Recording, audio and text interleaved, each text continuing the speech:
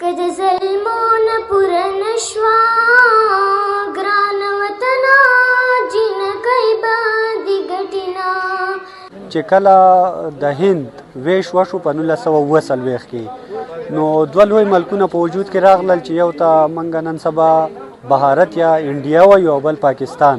پاکستان دغه وخت کې په دوه غټو حصو باندې مشتمل و چې یو مشرقي پاکستان او یو مغربي پاکستان و. نو په 1948 کې د پاکستان حکومت دا اعلان وکړو چې د مغربي پاکستان قومي ژبه به اردو وي. نو په هغې باندې دغه دویمه غټه برخه چې کومه وه مشرقي پاکستان یا بنګال د هغې ځوانانو د خفګان اظهار وکړو او هغو دا خبره ډېره زیاته جنون هم وه. هغو دا خبره کوله چې زموږ د قام ژبه زموږ د ویلو ژبه زموږ د مور ژبه بنګله ده اردو نه ده نو څنګه اردو زموږ قومي ژبه کیدی شي.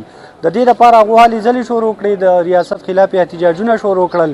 نو په 1952 کې په ډاکا یونیورسټي کې ځوانانو زده کوونکو یو احتجاج وکړو او د پاکستان ریاست په هغو باندې نیغ په نیغه ډزې وکړې او 15 یا 6 ځوانان یې شهیدان کړل.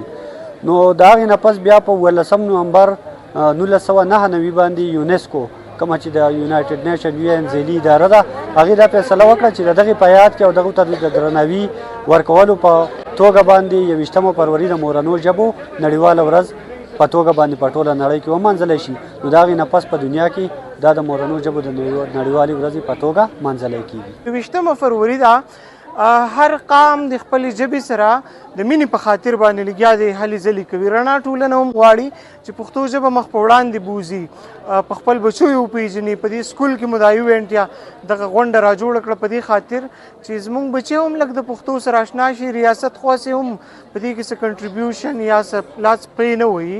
دغه شان نور هم پښتانه زیات سنجیده نه دي نو چې موږ یې نه کوو دغه بیا ګرانېږي.